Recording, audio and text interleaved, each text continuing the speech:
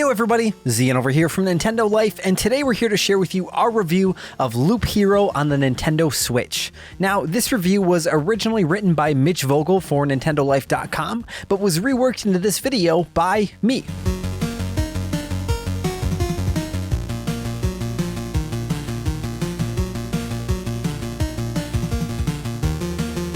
When you get right down to it, almost every game consists of a very simple loop. Every Mario 2D platformer ultimately is nothing more than having the famed plumber jump over obstacles and run to the right. We're rarely focused on the repetition because it's the new things that happen on each new trip around the loop that makes it so interesting. Loop Hero is the ultimate example of this. Devolver Digital's latest release is an RPG that's focused on walking in circles, and somehow it's impossible to put down. Loop Hero puts you in the role of a nameless hero who's charged with bringing the world back after it was eradicated by a mysterious lich. The world is now a formless void filled with bits and pieces of what used to be, and even the hero's memories of it have been eaten away too. Luckily though, your hero has the ability to cause things to stop fading, so you set out on a quest to slay the cosmic foes that ruined everything, and hopefully find some way to bring it all back again. Admittedly, it feels like the story is simply here to provide justification for the endless looping design of the gameplay, but we rather enjoyed the subtle humor that permeates through all of the dialogue and descriptions. There's just enough dry humor here to keep things from getting too serious, though you likely won't be spending too much of your time focusing on the story anyways. In case you haven't gathered this yet from the title, Loop Hero is all about repetition. Each time you set out on a new expedition, your hero will spawn on a short, freshly generated path that takes only a couple minutes to fully traverse. The key thing here, however, is that you don't manually control your hero at all. Rather, you flip the game between paused and active states, while making little changes along the way in a sort of inverted take on the tower defense genre. Your hero simply walks forward on the loop and automatically fights anything that gets in his way. So it's up to you to put things in his way that will make him stronger. You can make it easy on him if you want to, but then you'll get bodied by the boss at the end of the expedition. If you make it too hard, however, he'll never even make it that far. The types and amounts of enemies you fight on the loop is entirely dependent on your strategy, and this lends Loop Hero an interesting depth given that where you put the enemies is just as important as which ones you spawn. For instance, if you put too many spider nests in a row and aren't properly geared for that gauntlet, the hero will likely become seriously wounded or be killed. You have to put down the spider nest somewhere, however, because each new element you add to the loop fills up the boss gauge a little bit more. And once that's full, you're given a chance to take your shot at the current chapter's boss. More importantly though, is that it's in your best interest to get the hero through as many battles as you reasonably can, because each fight offers up critical resources for success. Not only do foes often drop crafting ingredients, which we'll talk about more later, they also drop important spawn cards and loot for you to kit out your hero with. The loot is especially important, and this is the primary element that controls your hero's stats. Loop Hero positively showers you with new weapons and armor as you fight through the hordes, and like all great loot systems, there are always compromises you have to weigh when putting on new gear. Every now and then you'll get that perfect drop that's a clear upgrade from your current equipment, but oftentimes it's more nuanced than that. That new sword may bolster that lifesteal stat you want to increase, but it'll also drop your defense lower than you'd like. Your current shield might not be cutting it for the enemies you're facing, but do you really want to give it up and lose that big damage boost it gives you? Every loop is packed with tough and meaningful decisions, which helps greatly in warding off the staleness that sets in from literally walking in circles. Loot is only half the equation here, however, as spawn cards are just as important. As mentioned before, these are your only way of progressing to the boss, and there are quite a few different ways that you can affect your adventure through them. Each card will let you build on one square on the map, and some cards can be placed on the loop itself, while others have to be placed in certain areas outside of it. All of them are beneficial to you, though some of them are much more directly useful. Meadows and mountains, for example, will positively raise your max health and regen capabilities, while villages will slightly heal your character when he passes through and give him a quest that grants him some nice loot if he can kill the monsters in question. Things are given more nuance, however, in that these cards represent where the deck building element of Loop Hero comes in. Before each expedition, you first put together a hand of cards that will comprise the pool that the enemy kill draws from that expedition. Though cards can spawn from enemy kills endlessly once you're in an expedition, there are only so many types of cards you can have in your hand prior to leaving it. So if you want to add that new wheat field card, which bolsters the healing you get in villages, you're going to have to remove another one to make room for it. If you drop an enemy spawning card, you'll be missing out on resources they offer on death and lower the chances of randomly drawing an enemy card, which inevitably leads you to your character being weaker. Now, if you drop a more directly helpful card, it'll be that much harder to overcome the enemies you spawn. Balancing your hand takes time and experimentation, and this is made all the more interesting as you slowly unlock more advanced cards and have to pick between them. We wouldn't say that Loop Hero feels like a deck builder in the same way that Slay the Spire or One Step from Eden do, but this card system nonetheless adds some fun strategy elements both during and outside of runs. It's always equal parts exciting and nerve-wracking when you unlock a new card, as each one meaningfully changes the way you approach each expedition.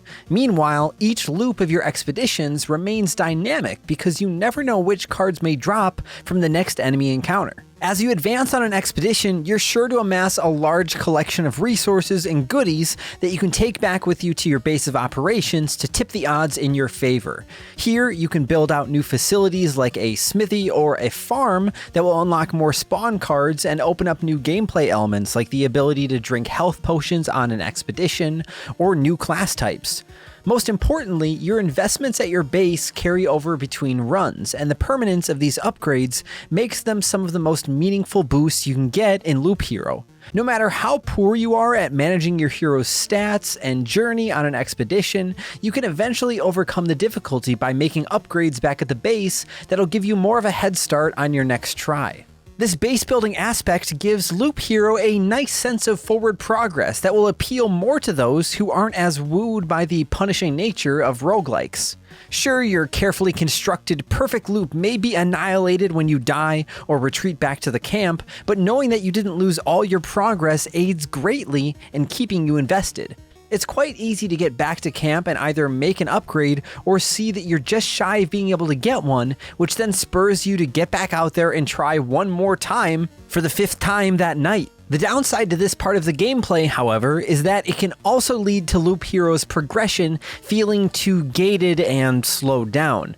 Facility upgrades are costly, and the resources you gain on an expedition often feel like they're being trickled to you a little slower than you'd like. As you get beyond the first few hours, this upgrade system then begins to turn into a full-on grind, as the requirements become notably higher and take that much longer to achieve. This has the effect of dulling some of the magic of Loop Hero's gameplay and may make it feel too repetitive.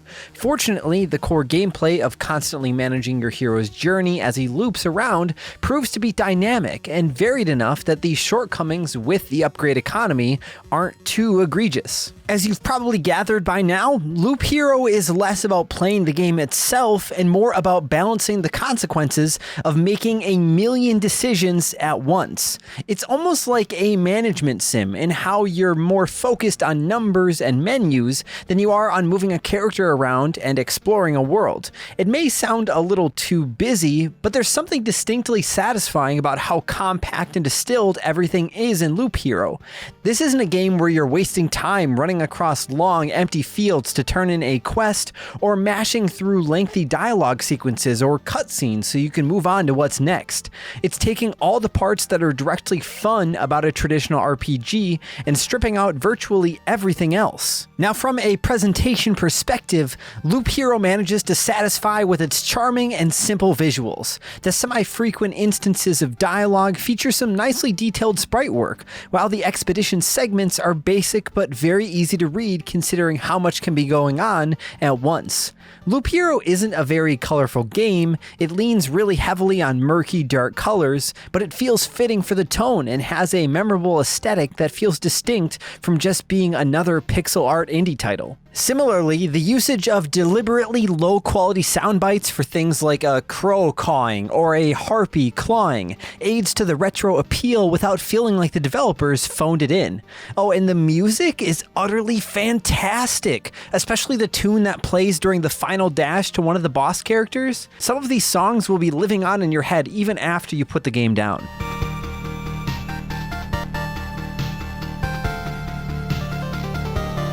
Loop Hero proves to be a fascinating and creative take on an RPG, distilling the genre down to its most important gameplay elements, and throwing in some fresh ideas too. Though some may be put off by the obviously repetitive nature of the core gameplay, Loop Hero is a consistently rewarding and engaging game that easily gets its hooks in you. The light deck-building elements, anti-tower defense gameplay, and solidly paced loot system makes Loop Hero easy to love, and we'd give this one a high recommendation to anyone interested in trying something a little different.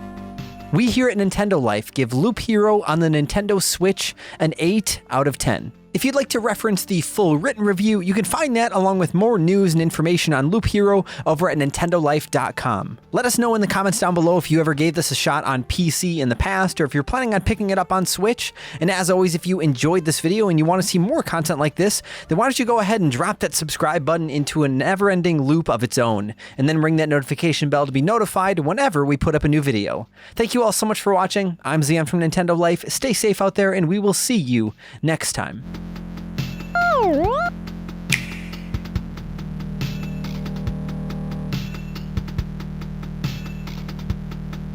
Hey everyone, you're still here.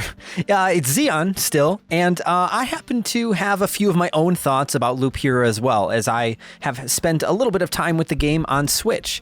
So basically, when I looked at this game initially, when I saw images and people were talking all about it on Twitter and online, I felt like it wasn't really my kind of game. I'm never really into, I'm usually not into like management sims or heavy strategy style games, unless if it has like a very heavy kind of cartoonish fantasy art style, I suppose, as well. You know, like something like Final Fantasy or Persona or Shin Megami Tensei, something like I'm into a lot of those RPGs. When I went into Loop Hero, I was excited to try it out because I felt optimistic because there were so many people ranting and raving about it. But I wasn't really sure it was going to be for me. But after playing for about a half an hour, I understood the gameplay loop here, the hook here, the loop.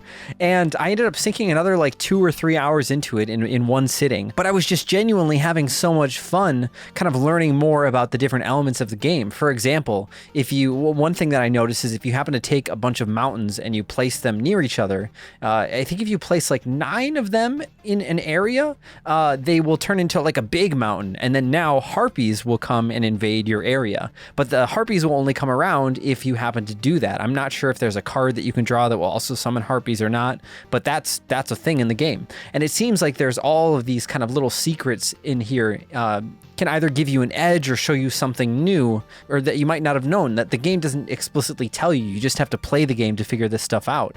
And I think that's one of my favorite parts about games is when they don't always hold your hand. They let you learn the game on your own. They teach you the base mechanics, here you go, and they just let you run loose in a world. And I think that's the thing that I'm enjoying the most about the game, is just how little I knew about it going in, how simple but also in-depth its mechanics really are. Oh, and the music, I kid you not. I am going to go and is it on Spotify? Is it on? It has to be on YouTube at the very least. But I need to go find more of this music and listen to it over and over again, because there were some real solid beats that I was bopping my head to while I was editing the video, and I had a great time with the soundtrack so far. So if you're a big fan of RPGs, I think Mitch put it extremely well. This is a very unique title. It's unlike anything that we've really seen before. And but if you're into RPGs and things with heavy strategy, I think this could be a good game for you. But if you're also someone like me who doesn't really fall into that management category, I think you could still have a lot of fun with this as well, as it does it still rewards you, even just for attempting the expeditions. Even if you fail at the end of the day, you'll still get something to take home and enhance yourself with. Definitely give Loop Hero a shot if it looks like your cup of tea.